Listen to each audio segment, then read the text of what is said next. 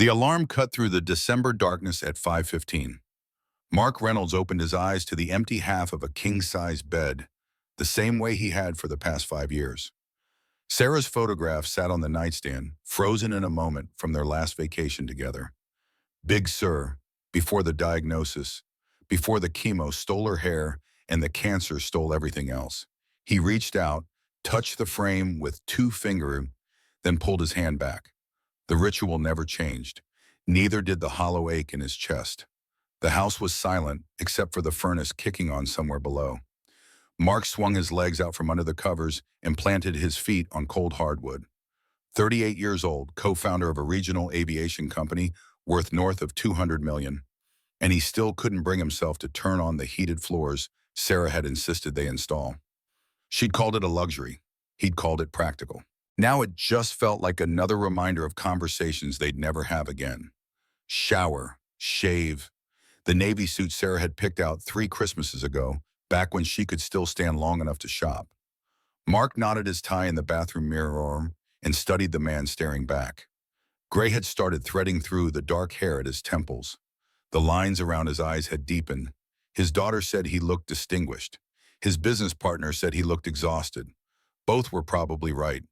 Downstairs, the kitchen smelled like coffee and the faint vanilla of the candle Lily left burning on the counter. Mark flipped on the lights and pulled eggs from the refrigerator. Pancakes shaped like Mickey Mouse ears. Sarah's tradition, the one thing he'd managed to keep alive after she died. The batter sizzled when it hit the griddle. He checked his phone while the first batch cooked. Flight schedule confirmed. 8 o'clock departure from Teterboro to San Jose. 5 hours, 20 minutes wheels up to wheels down. VIP passenger, tech executive, the kind who expected perfection and had the money to demand it. A text from Director Harper sat at the top of his messages. Heads up, flying with Captain Brennan today. She's particular. Mark typed back with one thumb. Noted. Footsteps on the stairs announced Lily before she appeared in the doorway, still in her pajamas, dark hair tangled from sleep. She was 12 now, almost 13, with Sarah's eyes and Sarah's way of seeing straight through him when he tried to hide how he was feeling. The first pancake slid onto her plate. Lily drowned it in syrup and cut a triangle with her fork. Mark poured himself coffee and leaned against the counter, watching her eat. These quiet mornings were his favorite part of any day that required him to leave before dawn. She looked up, syrup on her chin. Her voice still carried sleep in its edges. You flying today? He nodded. San Jose. Should be back late tonight. Big day for me, too. She wiped her mouth with the back of her hand, then corrected herself and reached for a napkin when she caught his look. Science presentation. The aerodynamics one. Mark had helped her build the model airplane 2 weeks ago, cutting balsa wood at the kitchen table while she calculated lift coefficients on her laptop. She'd explained Bernoulli's principle to him like he'd never heard of it before, even though he'd been flying for 19 years. He'd let her teach him anyway. Sarah used to say that teaching was how you really learned something. He set his coffee down. Nervous? A small shrug. A little. You prepared? Yeah. Then trust yourself. Confidence comes from preparation. You did the work. Lily chewed thoughtfully, then set her fork down. Her eyes found his across the kitchen, and the question came without warning. Dad, do you ever get scared at work? The honest answer sat in his throat for a moment before he let it out. Every time I fly. Her eyebrows lifted. Really? Fear keeps you sharp, makes you check everything twice. Your mom used to say that being scared means you're paying attention to what matters. Something shifted in Lily's expression. The mention of Sarah always did that. Brought her into the room like a presence they could both feel but neither could touch. She also said you overthink everything. Mark smiled despite himself. I do. I know. Lily grinned, and the weight in the kitchen lifted just enough. She finished her pancakes while Mark cleaned the griddle and loaded the dishwasher. The morning routine had a rhythm to it, choreographed by repetition. He'd learned that grief lived in the small moments, in the empty chair where Sarah used to sit, in the recipes he made from memory, because she wasn't there to remind him how much vanilla went in the batter. 7 minutes later, Mark grabbed his flight bag from the hall closet. Lily met him at the door with her backpack slung over one shoulder. ready for her aunt to pick her up for school. He pulled her into a hug. She smelled like syrup and the strawberry shampoo she insisted on using, even though it made her hair impossible to brush. His voice came out rougher than he intended. "Love you, kiddo." "Love you too, Dad." She squeezed him once, hard, then pulled back. "Fly safe." "Always." Mark stepped out into the December cold. The sky above Teterboro was still dark, stars fading into the gray that came before sunrise. He looked back at the house, warm lights glowing in the windows, his daughter framed in the doorway waving, and felt the familiar pull between what he was leaving and what waited for him on the other side of the day. This was the choice he made every time he left. Trust that the world would keep spinning, that Lily would be safe, that he'd come home. The drive to the airport took 11 minutes. Mark knew every turn by heart. The briefing room at Teterboro smelled like burned coffee and jet fuel. Mark pushed through the door at 6:35 and found Captain Victoria Brennan already seated at the head of the table, tablet open in front of her, fingers scrolling through weather charts. She didn't look up when he entered, didn't acknowledge him at all. Mark set his flight bag on the chair across from her and waited. The silence stretched out, deliberate and cold. He'd flown with difficult captains before, pilots who treated first officers like glorified autopilots, who barked orders and expected silence. But something about Victoria's stillness felt different, calculated. Finally, she lifted her eyes. Sharp features, no makeup, hair pulled into a bun so tight it looked painful. 4 gold stripes on each shoulder of her uniform, polished to perfection. She studied him the way someone might study a piece of equipment they didn't trust. Her voice was clipped, professional, devoid of warmth. "You must be the first officer." Mark extended his hand. "Marcus Reynolds. Most people call me Mark." She didn't take it. Instead, she glanced at her tablet, then back at him. "I'm Captain Brennan. I prefer formality in the cockpit." Mark lowered his hand and took his seat. The message was clear. This wasn't going to be a friendly flight. Victoria pulled up the flight plan and rotated the tablet so he could see. Her finger traced the route, direct to San Jose, 5 hours 20, VIP passenger confirmed. Weather looked clean, just some light chop forecast over the Rockies. Nothing unusual, nothing that should require more than standard procedures. She folded her hands on the table. "I've reviewed your file. 2,800 hours total time, 400 on type." Mark kept his face neutral. "I have additional military hours that aren't logged commercially. 10 years flying combat missions overseas." "Military flying is different." Victoria's tone made it clear what she thought of that difference. This is civilian aviation, higher standards. The insult hung in the air between them. Mark let it sit there, didn't take the bait. He'd learned a long time ago that some people needed to establish dominance before they could relax. Victoria struck him as that type. Someone who'd fought hard for every stripe on her shoulder and expected everyone else to fight just as hard to earn her respect. He kept his voice level. "Understood, Captain." Victoria leaned back in her chair. The fluorescent lights overhead cast shadows under her eyes. "I've been flying for 16 years, captain for 7. I don't tolerate mistakes in my cockpit. I don't tolerate sloppy procedures." She paused, and something flickered across her face. Something Mark couldn't quite name. "And I especially don't tolerate men who think they know better than I do just because they've been flying for a few years. Are we clear?" The words landed like a challenge. Mark met her gaze and held it. "Crystal clear, Captain." "Good." She stood, grabbed her tablet. "One more thing. If I give you an instruction, I expect immediate compliance. Not discussion, not questions, compliance. Can you handle that?" Mark rose to his feet. "Captain, I'll follow all procedures and all lawful instructions." "That's what first officers do." Victoria's eyes narrowed. "Lawful instructions?" "Standard terminology. From the FARs." Something cold settled into her expression. For a moment, Mark thought she might press the issue, turn it into something bigger than it needed to be. But she just picked up her flight bag and headed for the door. Her voice carried back over her shoulder. "Let's get to the aircraft. Try to keep up." Mark followed her out into the pre-dawn darkness. The tarmac stretched out in front of them, dotted with private jets in various states of preparation. Their Gulfstreams sat on the ramp, white fuselage gleaming under the floodlights. Ground crew moved around it like worker bees, fueling, checking, prepping. Mark had flown this exact aircraft dozens of times, knew its quirks, its systems, the way it handled in turbulence. But today felt different. Today, the walk from the briefing room to the plane felt like walking into a trap he couldn't see but could definitely feel closing around him. Victoria went straight for the cockpit entry stairs. Mark stopped at the nose of the aircraft and set his bag down. The cold bit through his uniform jacket. His breath came out in white clouds. She appeared at the top of the stairs, looking down at him. Problem? Mark pulled his flashlight from his bag. Walk around first. I'll start the overhead panel checks. Don't take too long. We're on a tight schedule. She disappeared inside. Mark clicked on his flashlight and began his inspection. Left wing first, leading edge clean, no ice, no damage. Fuel cap secured, safety wire intact. He ran his hand along the underside, checking for anything that felt wrong. The metal was cold enough to sting his palm. Everything looked good.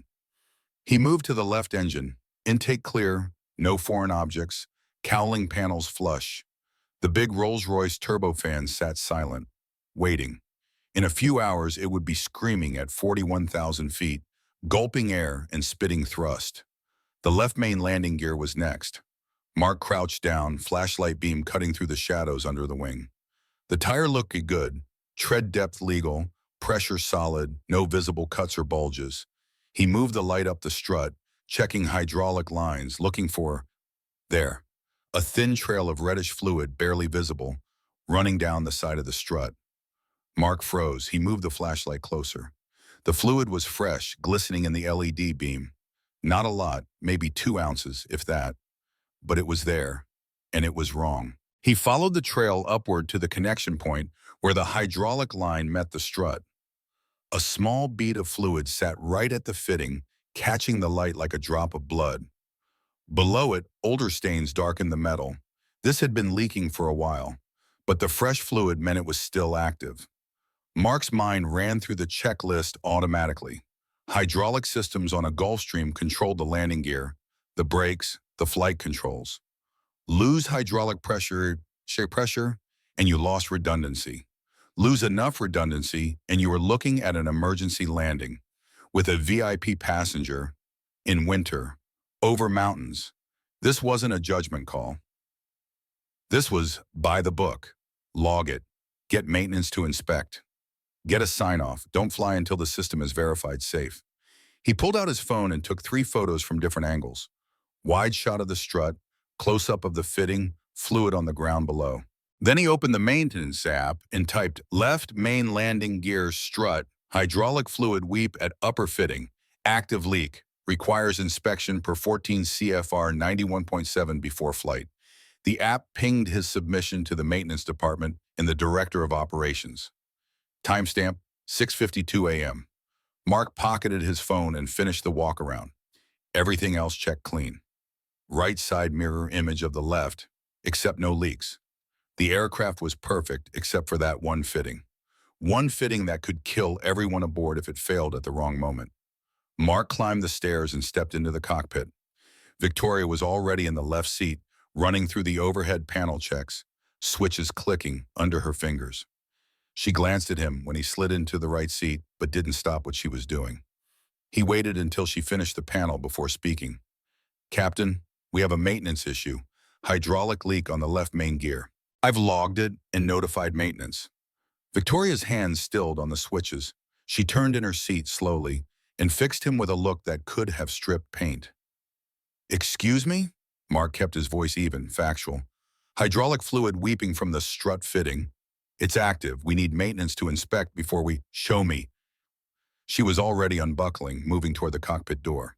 They climbed down the stairs together and walked to the left main gear. Mark pointed out the trail of fluid, the bead at the fitting, the stain on the tarmac below. Victoria crouched down, studied it for maybe 10 seconds, then stood up. She didn't look concerned. She looked annoyed. Her tone was flat, dismissive. That's nothing. Hydraulic systems weep all the time. Completely normal. Mark felt something tighten in his chest.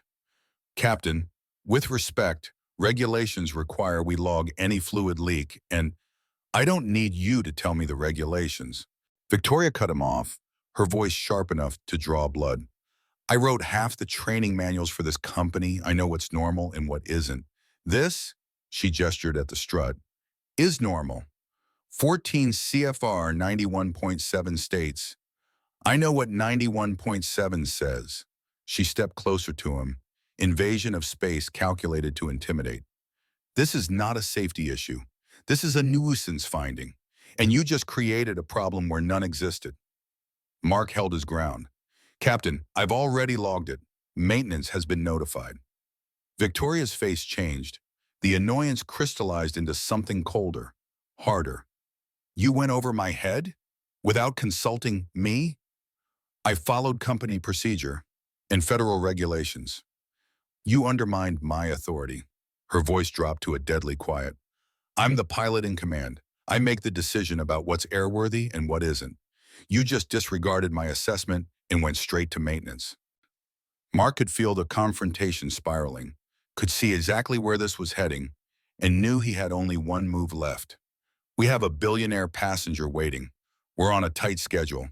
If we delay this flight over something this minor, it reflects badly on both of us. Victoria's eyes narrowed. Are you seriously trying to lecture me about passenger relations? No, Captain Wren. I'm trying to explain why I followed procedures. Your procedures just cost us an hour and made me look incompetent in front of the ground crew. The words hit him like a slap. This wasn't about safety anymore. This was about ego, about control, about Victoria needing to be right more than she needed to be safe. Mark kept his voice level, professional, even though everything in him wanted to shout. It reflects worse if we have an emergency landing because we ignored a leak. Victoria stared at him for 3 long seconds. Then she turned on her heel and walked back toward the aircraft stairs. Her voice carried back across the tarmac, cold and final. Get in the cockpit. We're going to sit here and wait for maintenance to confirm what I already know, that you wasted everyone's time. Mark watched her climb the stairs and disappear inside. His hands were shaking. Not from fear, from adrenaline, from the sick realization that he'd just made an enemy of the person who controlled his immediate future. He pulled out his phone and sent a text to Director Harper. Issue with Captain Brennan. Logged hydraulic leak per regs. She disagreed with call. Situation tense. Harper's response came back in 30 seconds. Stay professional. Maintain documentation. We'll monitor. Mark pocketed his phone and followed Victoria back into the cockpit. The temperature inside had nothing to do with the December cold and everything to do with the woman sitting in the left seat, staring straight ahead, jaw clenched tight enough to crack teeth. The silence that followed was absolute. Time. Victoria picked up her phone at 7:10. Mark heard her dial, heard the muted ring on the other end, heard someone pick up. Her voice shifted into something professional, controlled, but laced with barely contained anger. This is Captain Brennan. I need to speak with Director Harper immediately. A brief hold. Mark sat in the right seat, hands resting on his knees, expression neutral. He knew what was coming, had known from the moment he logged that leak that it would come to this. Victoria's voice cut through the cockpit like a blade. Director, we have a situation. My first officer logged a non-issue on the aircraft, and now we're delayed. Pause. Mark could hear the faint murmur of Harper's voice through the phone but couldn't make out words. It's a minor hydraulic weep, completely normal. I've seen this 100 times in my 16 years of flying, but he went ahead and logged it without consulting me first. Another pause. Longer this time. Victoria's face was getting redder. I'm requesting a replacement first officer. The words came out clipped, final. I will not fly with someone who doesn't have the experience to differentiate between a real problem and a nuisance finding. Mark kept his breathing steady. This was the play. Victoria was trying to remove him from the flight, rewrite the narrative, turn his legitimate safety concern into a mark of incompetence. Harper must have pushed back because Victoria's voice rose half an octave. No, I'm not overreacting. This is about competence. This is about someone who thinks 400 hours on type makes him qualified to question my judgment. She paused, listening, and then the mask cracked. What came next was worse than anger. It was calculation. Director, I'm going to be frank with you. This is about a man who can't handle taking direction from a female captain. Victoria's tone shifted, took on the weight of accusation, of something bigger than a disagreement about hydraulics. He's trying to assert dominance. He's trying to undermine me because he can't accept that I'm in the left seat. Mark felt ice water dump down his spine. There it was, the accusation that could end a career, the card that couldn't be defended against because denial looked like confirmation. Victoria kept talking, building her case, brick by careful brick. This is exactly the kind of behavior women in this industry have been fighting against for decades. I have spent 16 years proving myself, and I will not let some first officer with an ego problem undo that. Harper said something Mark couldn't hear. Victoria's hand tightened on the phone.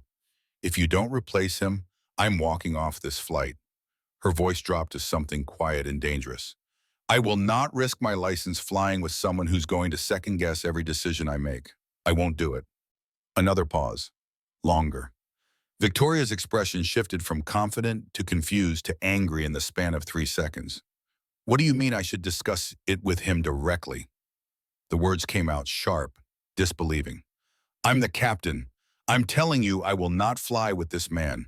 I'm not asking for permission. I'm informing you. Whatever Harper said next made Victoria's face go pale. She stared at the instrument panel in front of her, phone pressed to her ear, and for the first time since Mark had met her, she looked uncertain. I see. The words were barely audible. I see. The line went dead. Victoria pulled the phone away from her ear and stared at the screen like it had betrayed her. Then she turned to Mark, and the uncertainty had evaporated, replaced by something that looked a lot like fury mixed with fear. Her voice came out tight, controlled, each word carefully measured. You need to call Director Harper and explain yourself. Mark reached into his jacket pocket and pulled out his phone.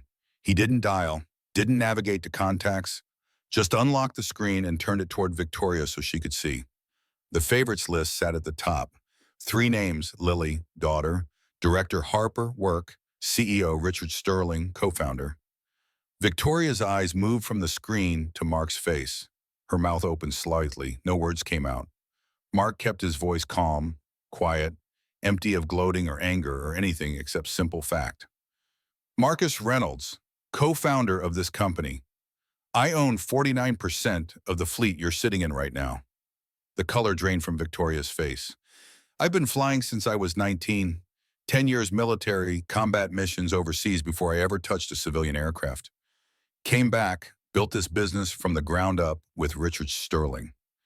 He paused, let that sink in, watched her process what it meant. I still fly because I love it. Not for the hours, not for the paycheck. Not to prove anything to anyone, because it matters. Victoria's hands had gone white-knuckled on the armrests of her seat. Mark's voice stayed level but gained an edge, sharp enough to cut. You can call me incompetent. You can call me inexperienced. You can call me whatever you want. But you will not ignore a safety finding on one of my aircraft. You will not put a passenger at risk because you're too proud to wait 30 minutes for a mechanic. And you will not falsely accuse me of sexism when I'm doing exactly what every pilot in this company is trained to do. The silence that followed was absolute, complete, the kind of silence that pressed against eardrums and made the air feel thin. Victoria's mouth worked soundlessly for 3 seconds before she managed to speak. Her voice came out small, shaky, nothing like the authoritative tone she'd wielded 10 minutes ago. I was testing you. Mark raised an eyebrow, said nothing. Yes. Victoria grabbed onto the lie like a drowning woman grabbing driftwood. I wanted to see if you'd follow procedures even under pressure, that's all. It was a training exercise. Mark still didn't respond, just held her gaze, let her drown in her own words. You passed. Victoria forced a smile that looked more like a grimace. Good work. You did exactly what you should have done. Mark leaned back in his seat, eyes never leaving hers. Captain, I think you should take that walk you mentioned. Get some air. Clear your head. Victoria nodded too quickly, too eager to escape. She unbuckled with shaking hands, grabbed her phone, and practically fled the cockpit. Mark watched her descend the stairs, cross the tarmac at a near run, and disappear into the FBO building. He sat alone in the cockpit and let out a breath he hadn't realized he'd been holding. His phone buzzed. Text from Harper. What the hell just happened? Mark typed back. Explain my position. She's taking a break. Your position as co-founder? Yes. Jesus, Mark. She didn't know. Apparently not. Stay there. Maintenance is 10 minutes out.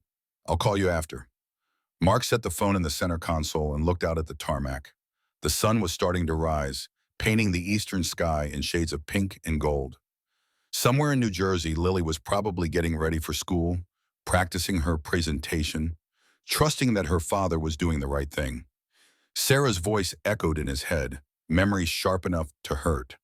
Always do the right thing, even when it's hard, especially when it's hard. He'd done the right thing, and it had just cost him any chance at a peaceful working relationship with Captain Victoria Brennan. The question now was what it would cost him next. The white maintenance van arrived at 7:45. Two technicians climbed out, one carrying a toolbox, the other holding a flashlight, even though the sun was up now, morning light harsh and cold across the tarmac. Mark met them at the nose gear and led them to the left main strut. The older tech, Mike, according to the name patch on his coveralls, crouched down and ran his finger along the trail of fluid. He held it up to the light, rubbed it between thumb and forefinger, then looked up at Mark with an expression that said everything Mark needed to hear. You were absolutely right to call this in. Mike stood, wiping his hand on a rag, replying, this fitting's loose, hand tight, not torqued to spec. Could have blown out on landing. Relief and vindication washed through Mark in equal measure. Can it be fixed? Yeah, but it'll take about 90 minutes. We need to drain the system, retorque the fitting to manufacturer spec, pressure test it, then refill and bleed the lines. Do what you need to do. Mike nodded and headed back to the van for more tools. The younger tech stayed behind, examining the fitting more closely. Mark pulled out his phone and called Harper.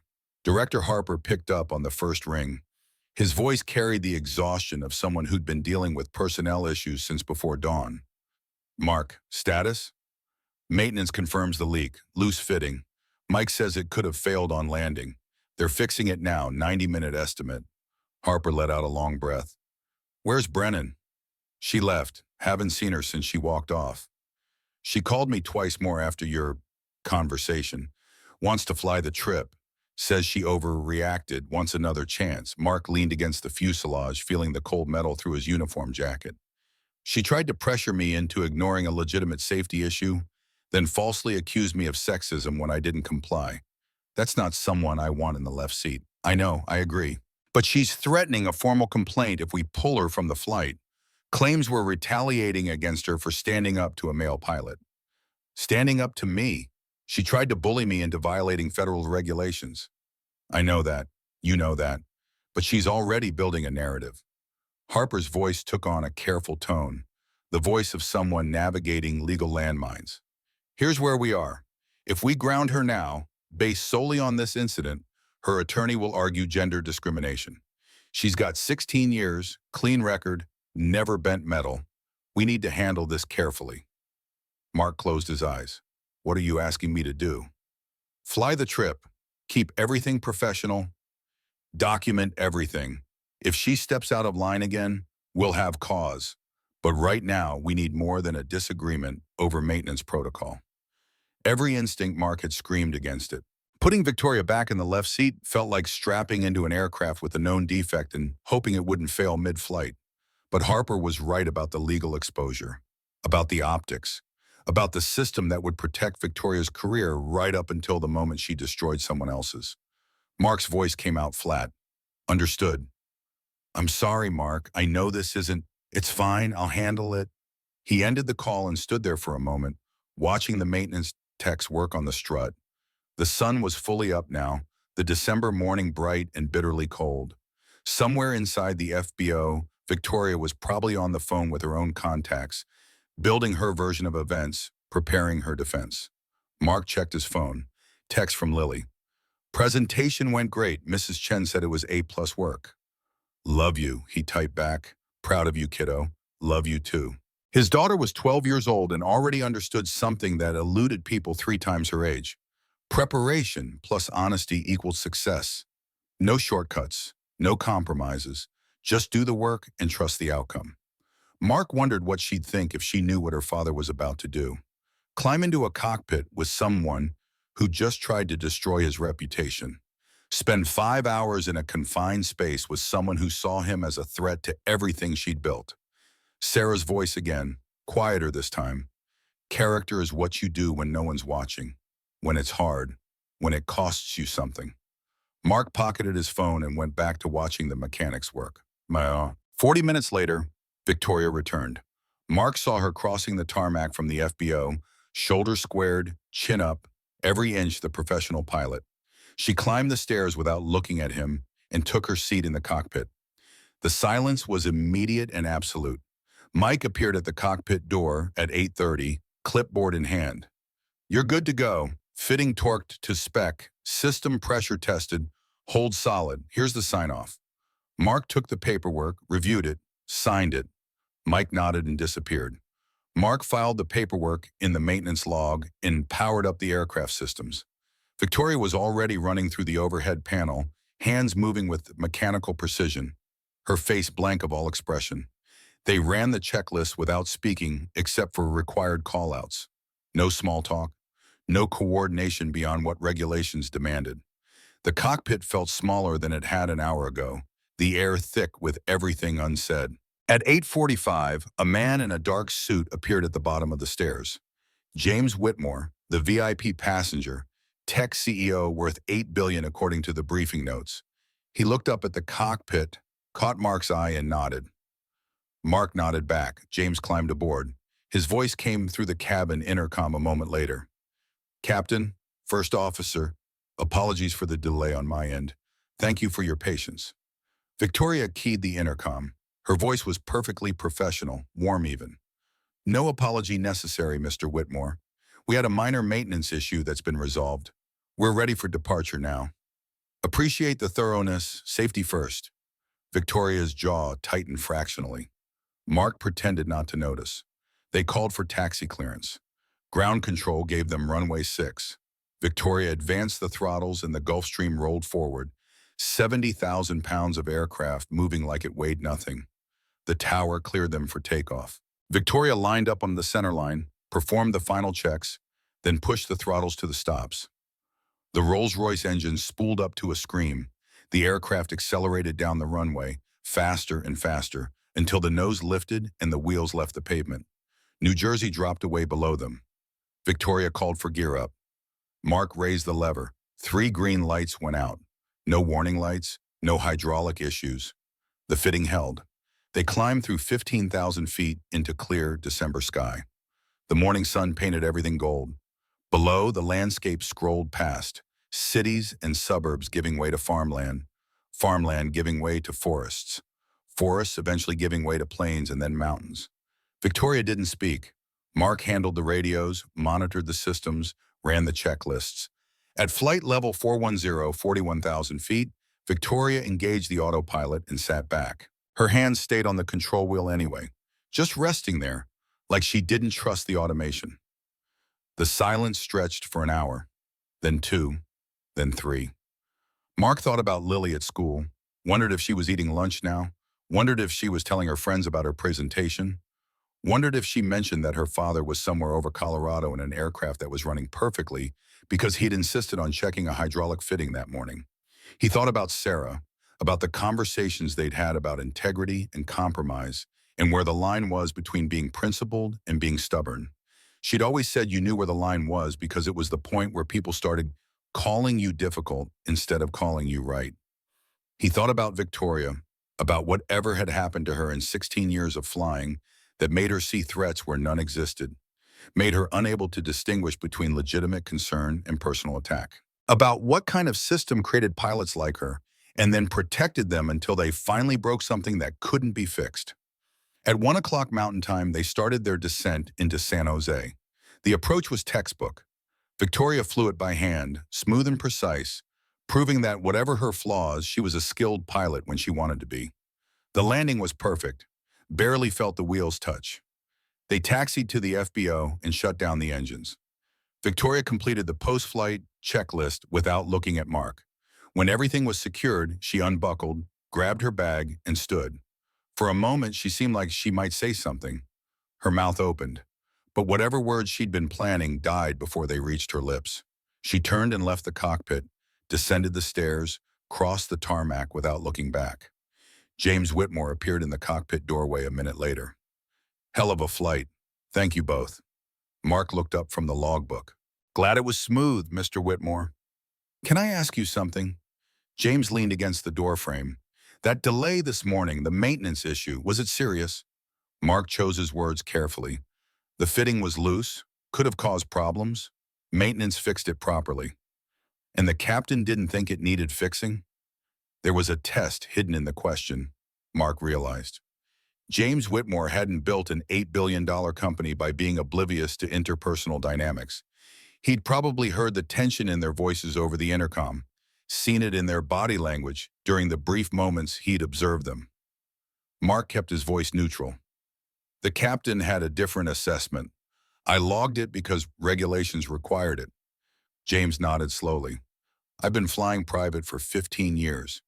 You know what the difference is between pilots I trust and pilots I don't?" Mark waited. "The ones I trust tell me when something's wrong, even when it's inconvenient, even when it makes them look paranoid. The ones I don't trust tell me everything's fine right up until the moment it isn't." James extended his hand. Mark shook it. "You made the right call today." James's grip was firm, his eyes serious. "Thank you for that." After James left, Mark finished the post-flight paperwork and secured the aircraft. The hotel was 10 minutes away. The van dropped him at the lobby at 3 o'clock Pacific time. He checked in, rode the elevator to the 4th floor, and collapsed on the bed, still wearing his uniform. His phone buzzed. Text from Lily. "Home with Aunt Sarah. Made dinner. Pasta. Don't worry, it's edible. When are you back?" Mark smiled despite the exhaustion. "Tomorrow afternoon. Save me some pasta?" "Always. Love you, Dad. Love you too, kiddo." He lay there for 5 minutes, staring at the ceiling, replaying the day. The hydraulic leak, Victoria's accusations, the reveal in the cockpit, Harper's careful navigation of legal exposure. The silent flight, James Whitmore's unexpected validation. His phone buzzed again. Email this time. Subject line from Director Harper. "Urgent HR issue." Mark opened it. His stomach dropped. "Mark, Victoria filed a formal complaint tonight. Claims hostile work environment and gender discrimination. She's hired an attorney, Sarah Chen, known for high-profile cases. HR needs your statement by tomorrow morning." "This is serious. Call me ASAP." Mark closed his eyes. Of course she had. Of course, this was just beginning. He thought about Lily asking him that morning if he ever got scared. The answer was yes, always yes. But fear wasn't a reason to stop doing what was right. It was just the price you paid for having principles. Sarah's voice one more time, clear as if she were sitting beside him on the hotel bed. "Character is what you do when no one's watching, when it's hard, when it costs you something. Tomorrow this would get harder. Victoria's attorney would build a narrative. The company would lawyer up. HR would conduct investigations. His name would get dragged through depositions and hearings and possibly court. But tonight, a hydraulic fitting on a Gulfstream G650 was torqued to proper specification. An $8 billion tech CEO had made it home to his family safely. And somewhere in New Jersey, a 12-year-old girl was eating pasta she'd cooked herself, proud of a presentation she'd given that morning, trusting that her father was doing the right thing even when it was hard. Mark opened his eyes and reached for his phone. Time to start documenting everything. Time to prepare for the fight Victoria had just declared. Time to prove that doing the right thing, even when it cost him everything, was the only choice he'd ever been able to make. 2 days later, Mark sat across from Jennifer Chen and Tom Rodriguez in a conference room that smelled like stale air conditioning and corporate anxiety. Jennifer directed HR. Tom handled legal. Both had notepads open and expressions that gave away nothing. Jennifer folded her hands on the table. "Mr. Reynolds, thank you for coming in. We need to discuss Captain Brennan's complaint." Mark pulled a folder from his briefcase and slid it across the table. "I have documentation prepared." Tom opened the folder. Inside, 3 photographs of the hydraulic leak, time-stamped at 6:52 a.m. A screenshot of the maintenance log entry. Text messages with Director Harper. the sign and maintenance work order from Tech Mike, a printed copy of 14 CFR 91.7 highlighted in yellow. Jennifer reviewed the materials, passing each page to Tom. Neither spoke for 90 seconds. Finally, Tom looked up. Captain Brennan alleges you created a hostile work environment.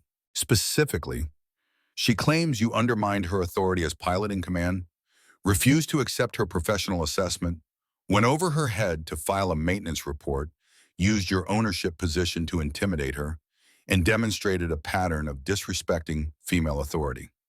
Mark kept his hands flat on the table. Let me address each point.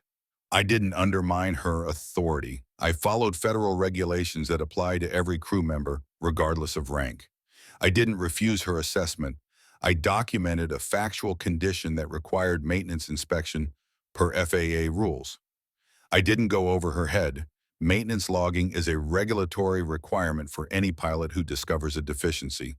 I didn't reveal my position until after she called Director Harper demanding my removal. And I've never in 10 years demonstrated disrespect based on gender. Check my record. Tom made notes. Jennifer leaned back in her chair.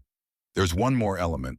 The cockpit voice recorder captured the entire pre-flight conversation, including Captain Brennan's phone call to Director Harper. Mark's pulse kicked up a notch. And her accusations of sexism are unsupported by the audio. Jennifer's tone stayed carefully neutral. In fact, the recording contradicts several of her claims. What happens now? Tom set down his pen. We continue the investigation. Captain Brennan is on administrative leave pending our review. Her attorney sent a demand letter yesterday. $2 million in damages, reinstatement, and a formal written apology from you personally. The number hung in the air like smoke. Mark felt his jaw tighten. No. Jennifer tilted her head. No to which part? All of it. I did nothing wrong. If she wants to take this to court, that's her choice. But I won't apologize for following regulations, and I won't pay her to go away. Tom and Jennifer exchanged a glance. Tom closed the folder. We'll need a few more days to complete our investigation. In the meantime, maintain all documentation. Don't discuss this case with other employees, and don't contact Captain Brennan directly. Mark stood. Understood. Walking back to his office, he felt the weight of what was coming. Victoria wasn't going to back down. Her attorney wasn't filing demand letters for show. This would escalate: interviews, depositions, possibly litigation. The company would spend hundreds of thousands defending itself. His name would appear in court documents, maybe in the press, and through it all, he'd have to keep running the business, keep flying, keep being present for Lily. His phone buzzed. Text from Richard Sterling. Need to talk. My office, 20 minutes.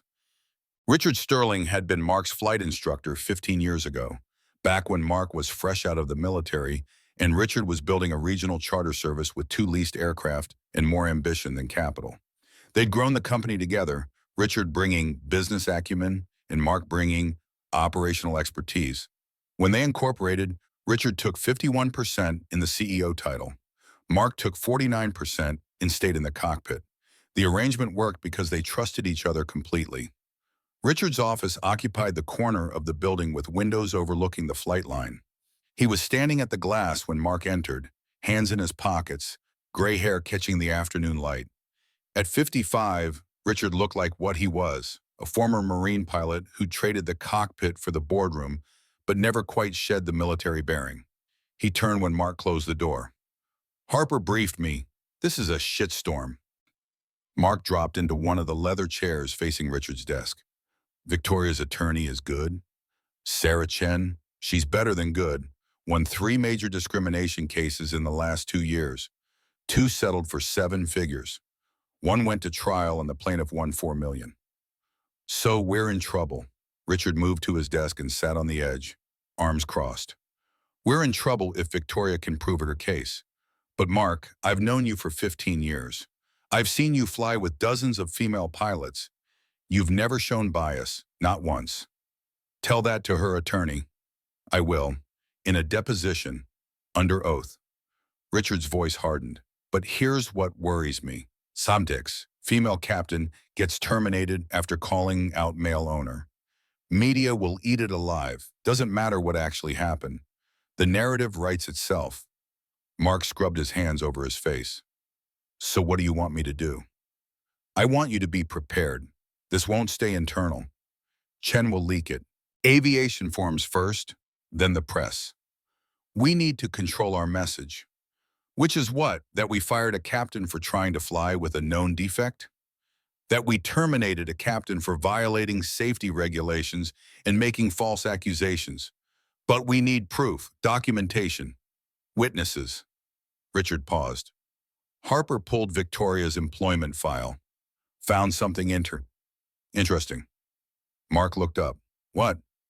6 prior incidents in 3 years. 4 complaints from male first officers, 2 from female first officers, all describing similar behavior: dismissive, hostile, refused input, created unsafe cockpit environment. The information settled in Mark's chest like a stone. And nobody did anything. She got verbal warnings, conflict resolution training, kept flying. Richard's expression darkened. We should have acted sooner. We knew she had issues. We looked the other way because firing a female captain in this industry is complicated. Now we're here. Mark stood and walked to the windows. On the tarmac below, a Gulfstream was being towed to the maintenance hangar. Ground crew moved around it like ants, purposeful and small. So we let her abuse people for 3 years because we were afraid of bad PR. And now we have bad PR anyway, plus a lawsuit. Yeah. Richard's voice carried the weight of shared culpability. We failed, but we can't change the past. We can only handle what's in front of us. Mark turned. Victoria's attorney is going to paint me as a rich guy who punished a woman for standing up to him. Probably. And the fact that I own the company gives her ammunition. Yes. So how do we win? Richard stood. We tell the truth. We present the evidence. We show the pattern of behavior. And we trust that facts matter more than narrative. He moved closer, put a hand on Mark's shoulder. But Mark, you need to know, this is going to get ugly. Chen will dig into your life. She'll interview everyone you've ever flown with. She'll look for any crack in your story. You ready for that?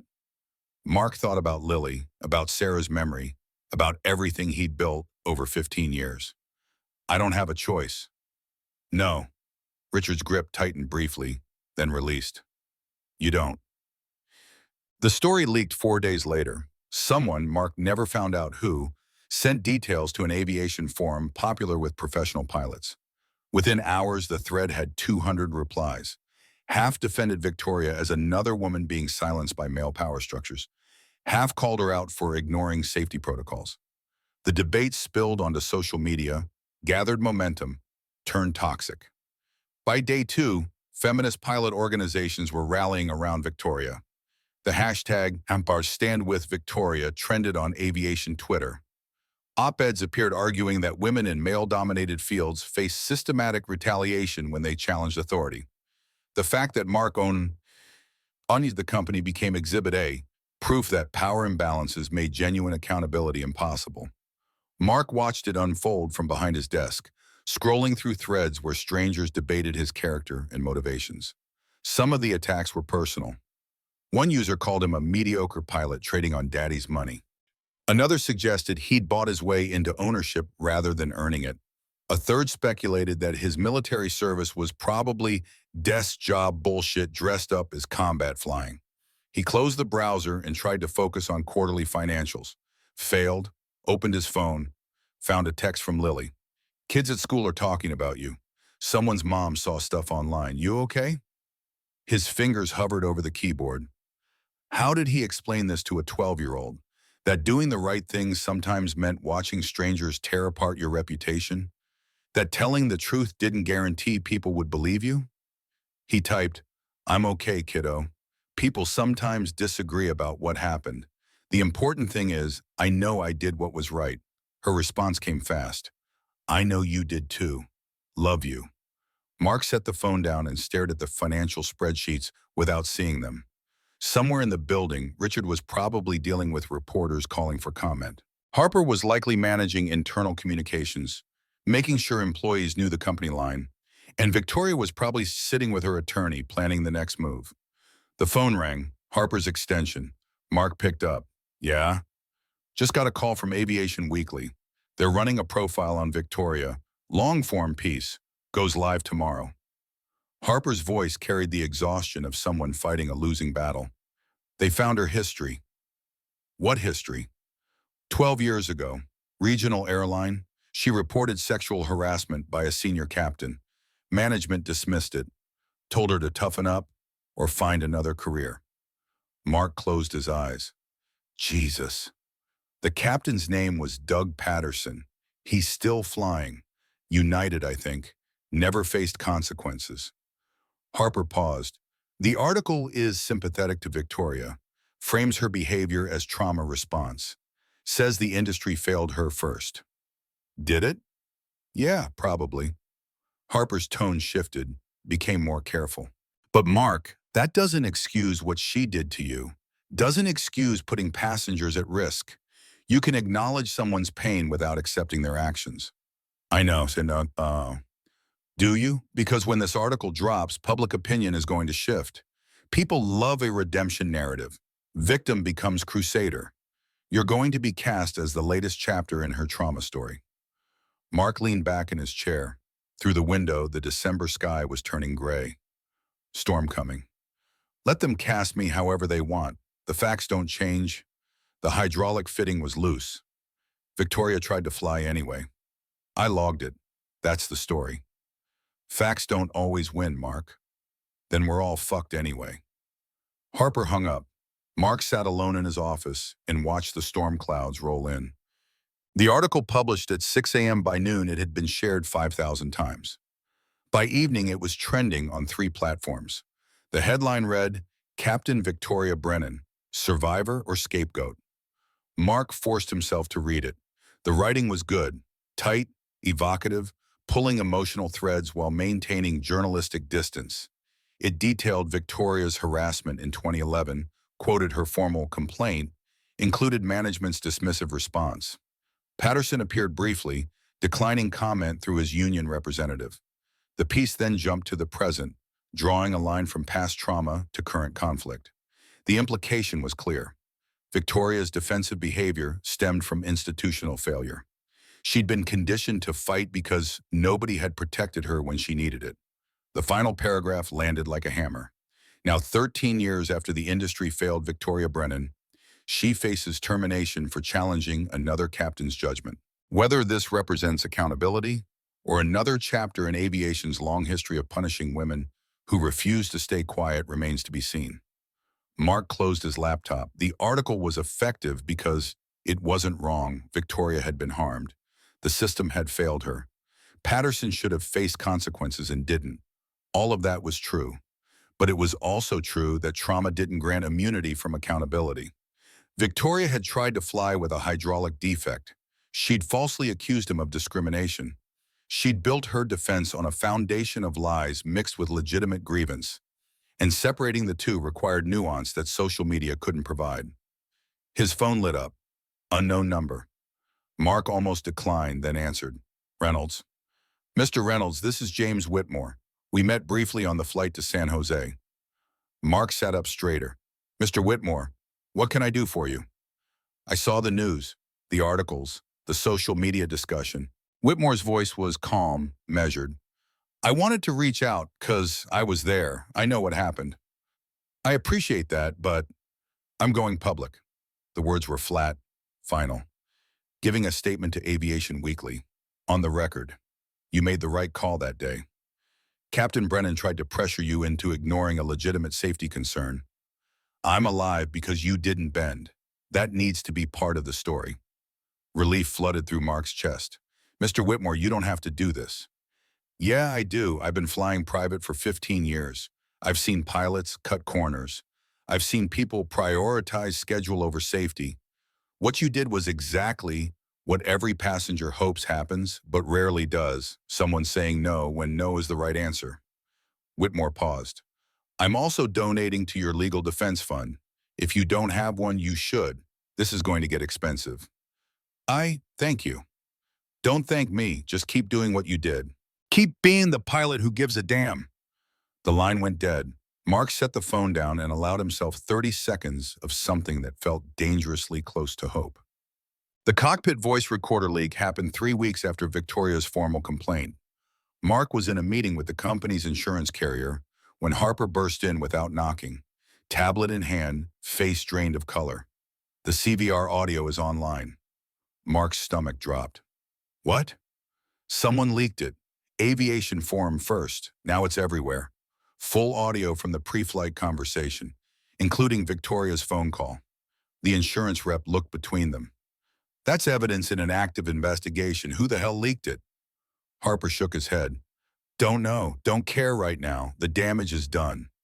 Mark took the tablet. The audio file sat at the top of the forum thread, embedded with a simple caption. Brennan versus Reynolds, full CVR recording. 20,000 views already. The comments section was exploding. He pressed play. Static hiss, then Victoria's voice, sharp and clear. I don't need you to tell me the regulations. I wrote half the training manuals. Mark's response, measured and calm. Captain, with respect, regulations require we log any fluid leak, and then the phone call. Victoria's accusations, stripped of context but damning in their clarity. This is about a man who can't handle taking direction from a female captain. He's trying to assert dominance. Mark heard his own voice in the recording. Professional, never raised, citing regulations, staying factual. Then Victoria's backpedaling after the reveal, the obvious lie about testing him. The recording ended with silence, the kind that carried more weight than words. The comments were brutal. Former Victoria supporters abandoning ship, pilots dissecting her behavior, pointing out specific violations. Someone linked to the original Aviation Weekly article with a new comment. This changes everything. She lied. Harper took the tablet back.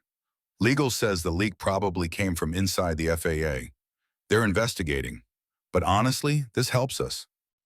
By destroying what's left of her credibility. Yeah, Harper didn't sound happy about it. Victoria's attorney is already claiming illegal disclosure, evidence tampering, but the audio is out there now. Can't be unheard. Mark stood and walked to the window. Outside, aircraft were being prepped for evening flights. Life continuing like normal while his world spun in circles. This doesn't make me feel good, Harper. It shouldn't, but it's the truth. That's what we've been saying all along. Just tell the truth. Harper's voice softened. Mark, I know this is ugly. I know you're not the kind of guy who takes satisfaction in someone else's downfall. But Victoria did this. Not you. She made the accusations. She tried to fly with a defective aircraft. She built a case on lies. The recording proves it. And now her career is over. Her career was over the moment she decided lying was easier than admitting a mistake. Mark didn't respond. Harper left. The insurance rep followed. Mark stood alone watching the sunset over the flight line, feeling hollow despite winning. The FAA investigation followed 3 weeks later. Federal Aviation Administration Regional Office, New York, third-floor conference room with fluorescent lights and government-issue furniture. 3 inspectors sat on one side of a long table. Mark and the company attorney occupied the other. Victoria and her lawyer, Sarah Chen, sat at the far end. Director Harper waited in the hall as a witness. Lead Inspector Daniel Harris opened a thick folder and pulled out the maintenance logs, the CVR transcript, Tech Mike's written statement, and photographs of the hydraulic fitting. He laid them across the table like cards in a high-stakes game. His voice carried the flat authority of someone who'd seen everything twice. We've reviewed all evidence. Our findings? The hydraulic leak was real, active, and required maintenance action before flight. Technician Mike Torrens confirmed the fitting was hand-tight, not torqued to manufacturer specification. Had it failed during landing, loss of hydraulic pressure would have compromised braking, steering, and potentially flight control systems. First Officer Reynolds followed proper procedure by logging the deficiency. Captain Brennan attempted to pressure said first officer to ignore the deficiency and proceed with flight. Sarah Chen leaned forward. Inspector Harris, my client has 16 years of experience and a spotless safety record. She made a professional judgment based on that experience. A judgment contradicted by the mechanic who examined the aircraft. Harris didn't look up from his notes. Captain Brennan, You violated 14 CFR 91.7, operating in an airworthy aircraft. You violated 14 CFR 91.3, careless and reckless operation. And you violated 14 CFR 21.13, crew coordination requirements. Victoria's face had gone pale. She opened her mouth, but Chen put a hand on her arm, silencing her. Harris continued, "We also reviewed your employment history. 6 crew complaints in 3 years. 4 from male first officers, 2 from female first officers. Pattern of dismissive behavior, refusal to accept input, and creation of hostile cockpit environment." Chen straightened. "Those were personnel disputes, Inspector, not safety violations. Attempting to fly with a known hydraulic leak is a safety violation. Calling your director to remove a crew member for following regulations is a safety violation. This isn't about personality conflicts, counselor. This is about a captain who endangered passengers to protect her ego." The words hung in the air like an executioner's blade. Harris closed the folder and looked directly at Victoria. "Based on the evidence, the Federal Aviation Administration is suspending your airline transport pilot certificate, effective immediately. This case is being referred to the FAA Compliance and Enforcement Division for determination of civil penalties. The suspension remains in effect pending their review." Victoria's attorney stood. "We will appeal. This is a disproportionate response to a minor disagreement about maintenance protocols." Harris finally looked up. "Counselor, your client tried to fly a $70 million aircraft carrying a passenger over the Rocky Mountains with a hydraulic system that could have failed on approach. There's nothing minor about that. We're done here." Mark watched Victoria's face crumble, watched the reality settle in, grounded, under investigation, career in ruins. He should have felt vindication, felt relief. Instead, he just felt tired. Tired of fighting. Tired of watching someone destroy themselves rather than admit a mistake. Tired of the whole ugly mess. Outside the building, Harper caught up with him on the steps. "FAA doesn't usually move that fast." Harris must have seen something that really concerned him. Mark stopped walking. "She's done, isn't she? Even if she appeals, even if she gets the suspension lifted, no airline is going to hire a captain with an FAA safety violation on her record." "Probably not. So we won." Harper studied him. "You did the right thing, Mark. Don't let guilt complicate that." "I'm not guilty, I'm just—" Mark trailed off, searching for the word. "I understand why she is the way she is. The harassment, the system failing her. I understand it. But understanding doesn't change what she did. Doesn't change that she put people at risk. Doesn't change that she lied about me." "No, it doesn't." Harper clapped him on the shoulder. "Come on, let's get out of here." They drove back to Teterboro in silence. Mark watched New Jersey scroll past the window and thought about Lily, about what he'd tell her when she asked how today went. He'd tell her the truth, that he'd done what was right, that the authorities agreed that sometimes doing the right thing meant watching someone else pay the consequences. But he'd also tell her what he wished someone had told Victoria 13 years ago, that being hurt doesn't give you permission to hurt others. That trauma explains but doesn't excuse. That the only way to break cycles of harm is to choose differently, even when it's hard, even when you've earned the right to be angry, especially then. Victoria's lawsuit collapsed 3 months after the FAA ruling. Federal court, discrimination case, Judge Margaret Torres presiding. Mark sat in the gallery while his attorney presented the evidence. Maintenance logs, CVR transcript, FAA findings, 6 prior crew complaints. Victoria's attorney tried to argue trauma response, institutional bias, retaliation for speaking truth to power.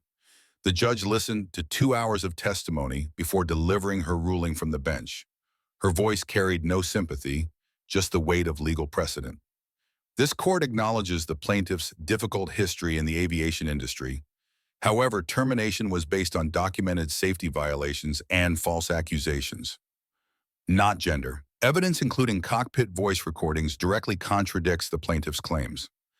Pattern of complaints predating the incident with Mr. Reynolds demonstrates ongoing behavioral issues unrelated to this specific confrontation. The FAA's independent findings further support the defendant's position. Plaintiff's case is dismissed with prejudice.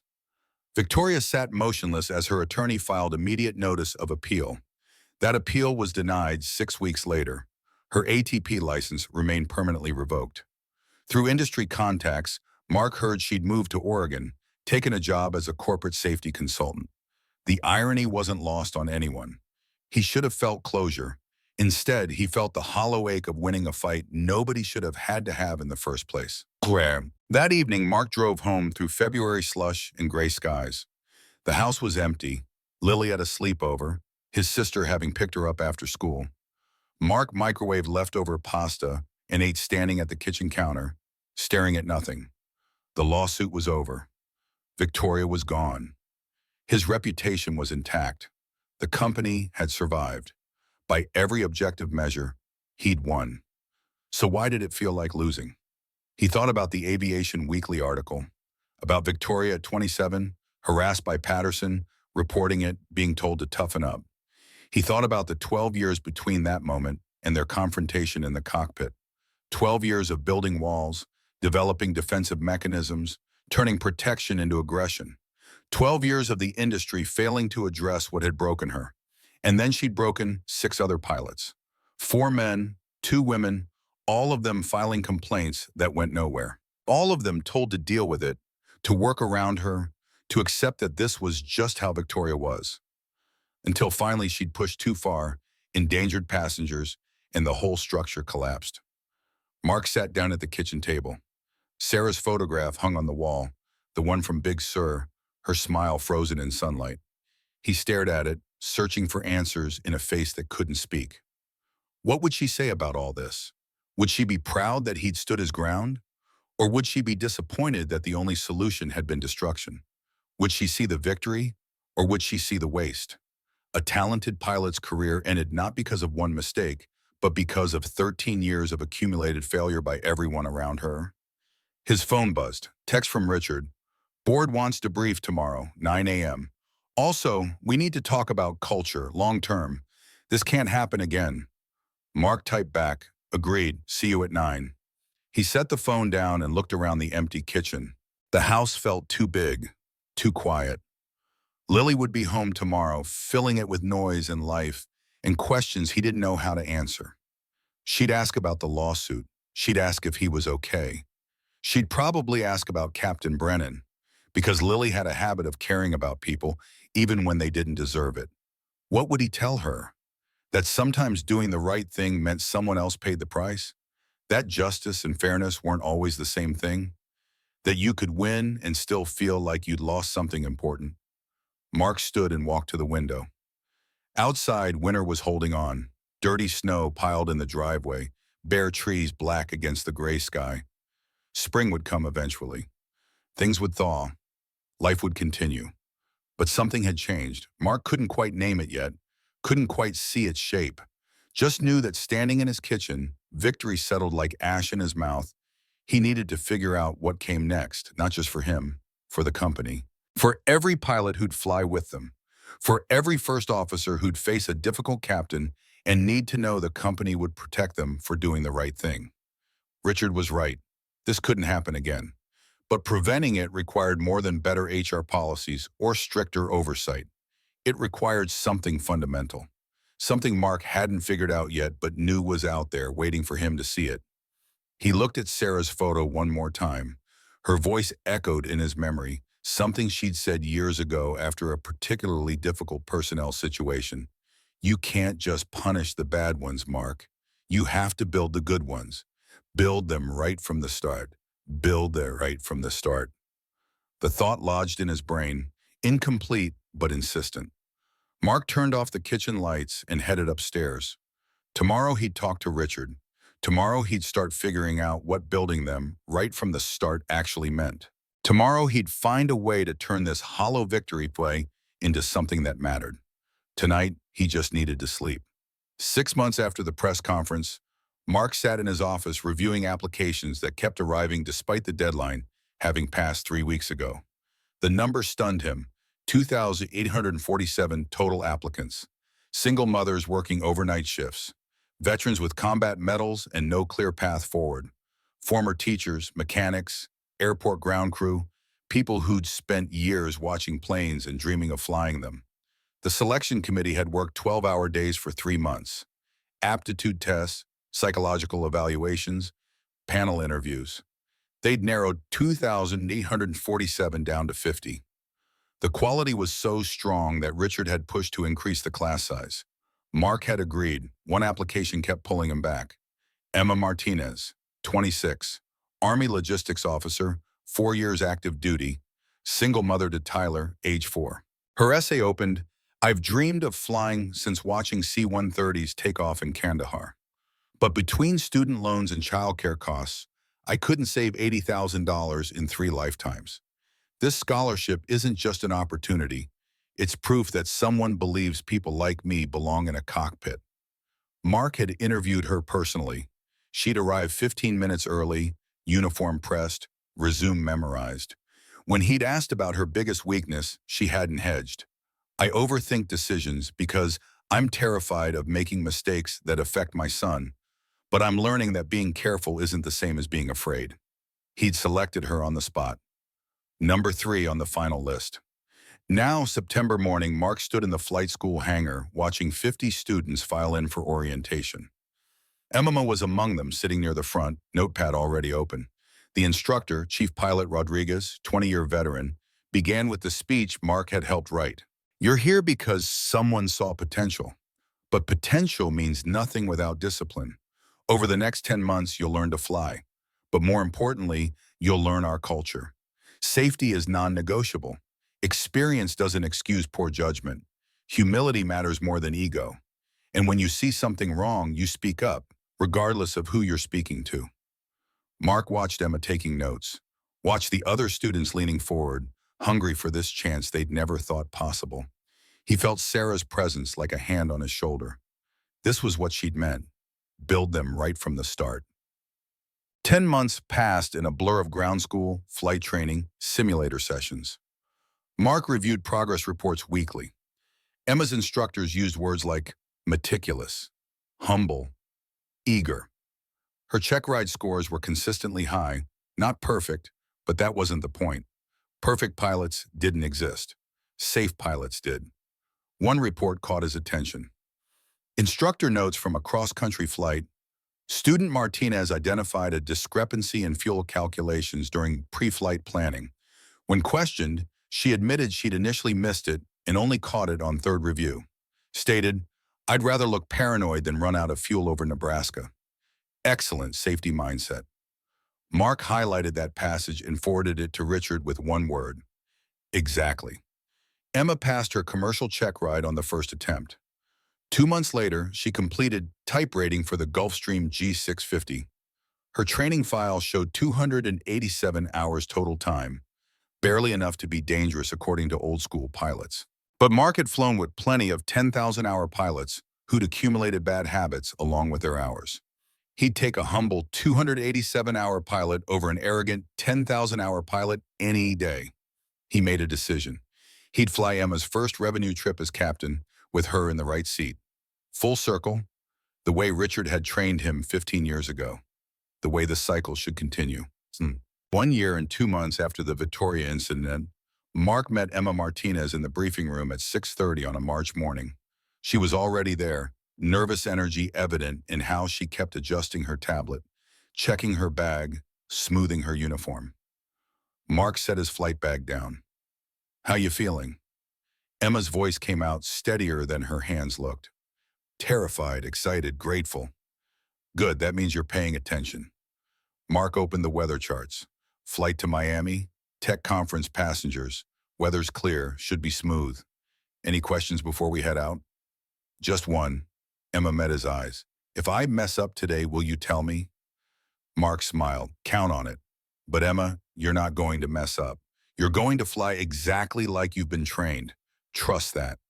They reviewed the flight plan together, ran through contingencies, discussed alternate airports. Emma knew her stuff cold. At 6:55, they headed to the tarmac. The Gulfstream G700 waited in the pre-dawn light, newer model than the aircraft from that December morning. Sleeker lines, updated avionics. But the pre-flight ritual remained unchanged. Mark headed for the cockpit entry. I'll start the overhead checks. You take the walk around. Emma nodded and pulled out her flashlight, even though the sun was starting to rise. Mark climbed into the left seat and watched through the windscreen as she began her inspection. Methodical, thorough, no shortcuts. Left wing, she ran her hand along the leading edge, checked the fuel cap, examined every surface. Left engine, careful inspection of the intake, the cowling, the mounting points. Left main landing gear. She crouched down with the flashlight, just like Mark had taught her, checking the strut, the tire, the hydraulic lines. Then she moved to the right side. Mirror inspection, wing, engine, gear. She crouched at the right main, stayed down longer than the left side, pulled out her phone. Mark felt his pulse increase. He climbed down from the cockpit and walked to where Emma was still crouched. "What have you got?" She pointed with the flashlight. "Hydraulic stain on the strut. Small. Looks old, but company policy says we log and verify anything that could be fluid." Mark crouched beside her. The stain was barely visible, faint darkening on the metal that could easily be dismissed as old residue. Most pilots would have missed it. Even more would have seen it and convinced themselves it was nothing. He stood. "What's the regulation?" Emma didn't hesitate. 14 CFR 91.7. Can't operate an aircraft with known defects. Any fluid leak gets logged and inspected. "And if I told you we're on a tight schedule, that the passengers are already in the terminal?"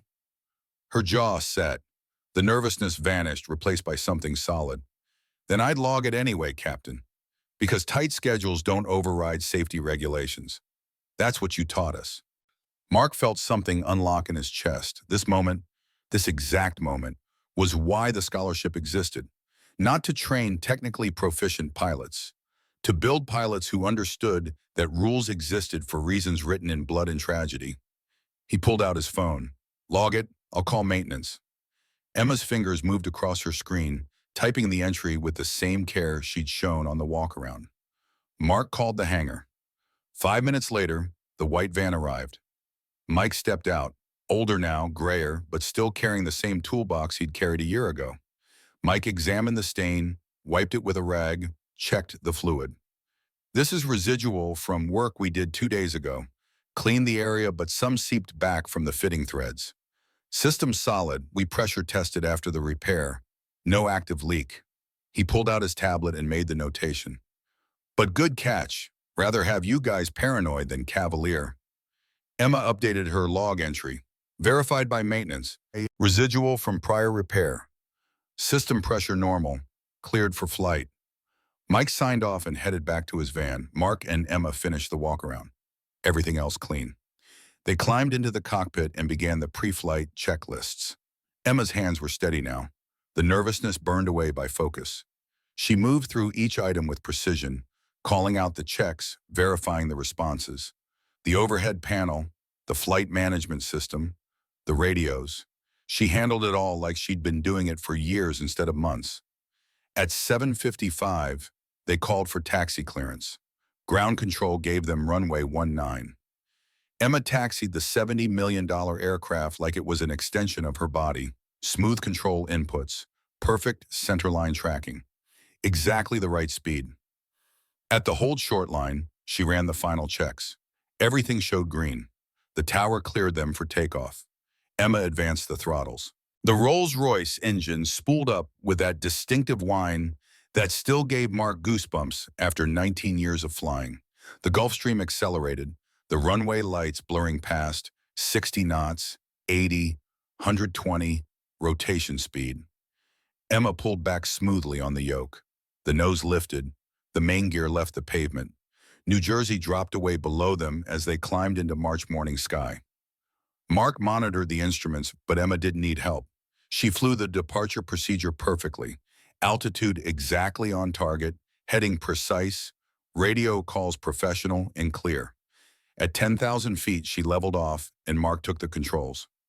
"Talk to me about the hydraulic stain. What went through your mind?" Emma let out a breath. "Honestly, my first thought was, it's probably nothing, don't be that paranoid new pilot. But then I remembered what Instructor Rodriguez said in ground school. He told us about a captain who ignored a small oil stain because he was behind schedule. The engine seized on approach. They barely made the runway. I remember that accident. 2008. Nobody died, but it was close. Yeah, so I figured, better to look paranoid than crash. She paused. Plus, you taught us that if we see something, we say something. Every time. No exceptions. Mark felt pride and relief mixing in his chest. The scholarship could have failed in 1,000 ways. They could have produced technically proficient pilots who'd learned nothing about culture. But this moment, Emma seeing a potential issue and refusing to ignore it despite pressure, proved the program worked. They flew south in comfortable silence. The coastline appeared below, then open ocean. Emma handled the radios, monitored the systems, made position reports. At cruise altitude, Mark watched her work and thought about Victoria, about the 12 years between Patterson's harassment and the hydraulic leak, about all the moments where someone could have intervened, could have helped her become the pilot she should have been. They couldn't save Victoria, but they could build 100 Emmas, 1,000. Pilots who understood from day one that safety mattered more than ego, that experience didn't excuse poor judgment, that speaking up was strength, not weakness. 3 hours later, they began descent into Miami. Emma flew the approach by hand, smooth, controlled, exactly on glide path. The landing was so gentle, Mark barely felt the wheels touch. She taxied to the FBO and shut down the engines. After the passengers deplaned, Emma sat quietly for a moment. Then she turned to Mark. Can I tell you something? Always. A year ago, I was stocking shelves at Target, night shift, coming home at 3 a.m. to my son, standing in the parking lot some nights, watching planes fly over, thinking that was never going to be me. Her voice thickened. And today I just landed a Gulfstream in Miami. Because you decided people like me deserve a chance. Mark shook his head. Emma, you earned every bit of this. I just opened a door. You walked through it. You did the work. Still, she unbuckled. I promise you something. When I'm a captain someday, I'm going to train people exactly like you trained me. With patience, with standards, with respect. I'm going to pass this forward. That's all I can ask. They walked off the aircraft together. The Florida sun was bright and warm, a stark contrast to the New Jersey morning they'd left behind. Mark watched Emma cross the tarmac toward the crew van, already pulling out her phone to call her son, and felt the weight of responsibility shift slightly. The program was working, the culture was changing, one pilot at a time. 3 years after the hydraulic leak incident, Mark woke to his alarm at 5:15 on a December morning. The ritual unchanged. Same bed, same photograph of Sarah on the nightstand, same moment of touching the frame before getting up. But the hollow ache had softened over time, memory without the knife edge of fresh grief. Downstairs, Lily was already awake at the kitchen table. 15 now, taller, sharper, more like Sarah every day. Her ground school textbooks were spread across the surface. She'd started working toward her private pilot license 2 months ago. Mark made pancakes while she studied airspace classifications. When she looked up, he asked, Test this week? Thursday, I'm ready. Your mom would be proud. I know I am. Lily smiled. Thanks, Dad. She hesitated. Can I ask you something? Always. Do you think about Captain Brennan? About what happened? The question caught him off guard. Sometimes? Why? I've been thinking about it for a project. About how the scholarship came from that whole situation, like something good came from something bad. She chewed her pencil. Do you think she's okay? Mark sat down across from her. I don't know. I heard she's working as a safety consultant in Oregon. But Emma told me last week that she ran into one of Victoria's former first officers at a conference. He said Victoria still maintains she was wronged, still tells people I sabotaged her career. That's sad. Yeah, it is. Mark looked at his daughter. But Lily, here's what I learned. You can understand why someone is the way they are without excusing what they do. Victoria was hurt badly by the system. That's real, but it doesn't justify her putting passengers at risk or lying about me. Both things are true. Lily nodded slowly. That's what I'm writing about, how we fix the system so fewer people get hurt in the first place.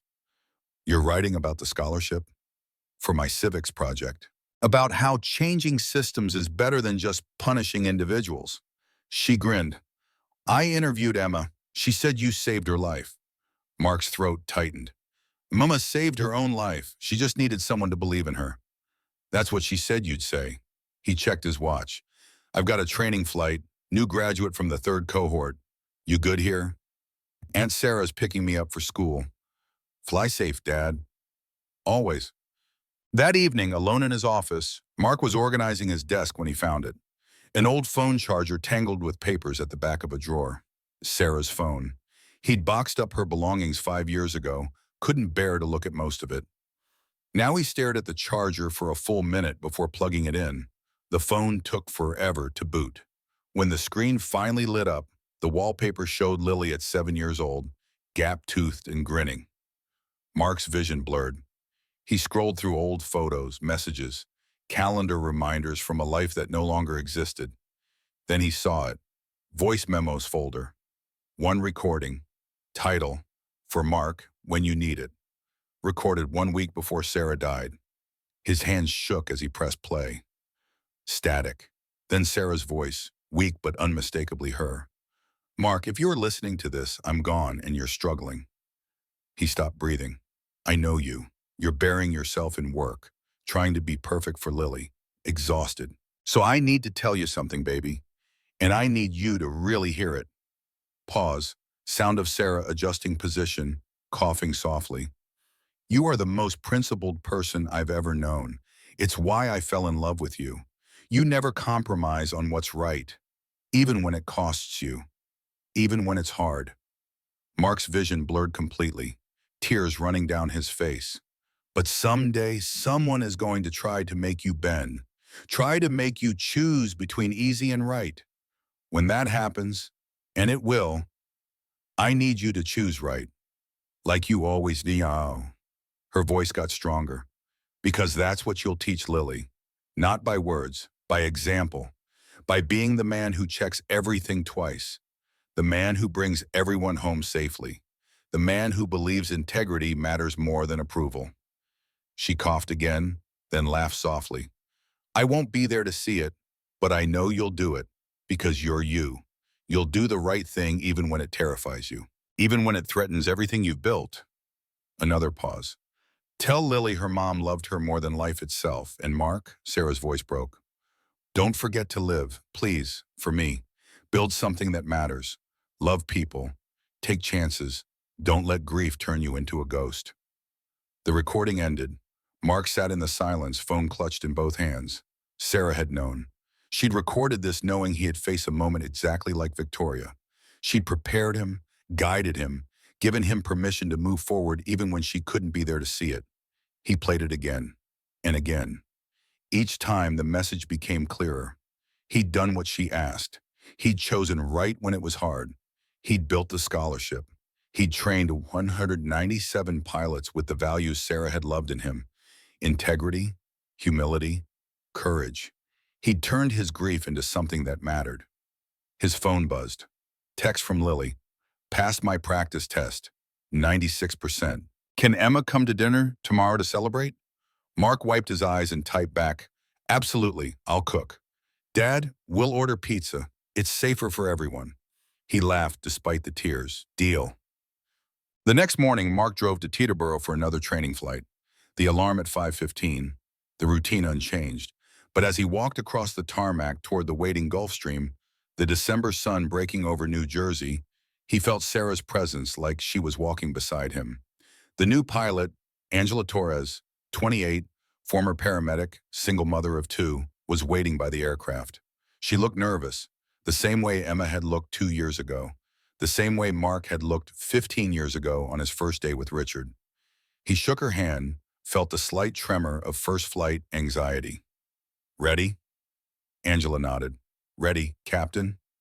They completed the walk around together. No leaks this time, no defects, just a perfect aircraft waiting to be flown by someone who'd earned the chance. Mark climbed into the left seat. Angela took the right. They ran through checklists, called for clearance, began taxiing toward the runway. The tower cleared them for takeoff. Mark advanced the throttles. The engines roared. The aircraft accelerated down the runway faster and faster until Angela called out rotation speed and Mark pulled back on the yoke. The nose lifted, the wheels left the pavement. New Jersey fell away below them as they climbed into clear winter sky. At 10,000 feet, Mark handed the controls to Angela. Your aircraft. She took them with steady hands. My aircraft. Mark watched her fly, smooth, confident, exactly like they'd trained her.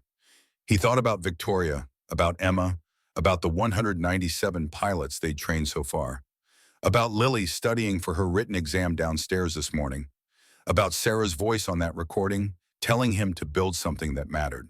He looked at Angela focused on her instruments, at the sky stretching endless ahead, at everything working exactly as it should when people did things right. This was how culture changed. Not overnight, not with one decision, but one person at a time. One flight at a time. One moment of choosing right over easy. One moment of speaking up when staying quiet would be simpler. One moment of integrity when compromise would be more comfortable. Mark's voice came out quiet, speaking to Sarah, to Angela, to himself. We're doing it, building them right from the start, teaching them what you taught me. That safety matters more than schedule. That humility matters more than experience. That doing the right thing when it's hard, the only choice worth making. Angela glanced at him. Sir? Mark smiled. Nothing, just thinking out loud. You're doing great. Keep flying. And she did. And Mark watched. And somewhere Sarah was watching too. And the circle continued. Ending where it began, beginning where it ended. Proof that the only legacy worth leaving was one built on people who understood that bringing everyone home safely mattered more than anything else. The sun rose higher, painting the sky in shades of gold and pink. Below, the world turned slowly, and in the cockpit of a Gulfstream at 41,000 feet, two pilots flew north toward whatever came next, carried forward by the principles of everyone who'd taught them that doing the right thing, especially when it was hard, was the only way worth flying. Part 3. Complete. Revised. Word count, 6,002 words. Full story complete, revised. Total word count, 18,853 words.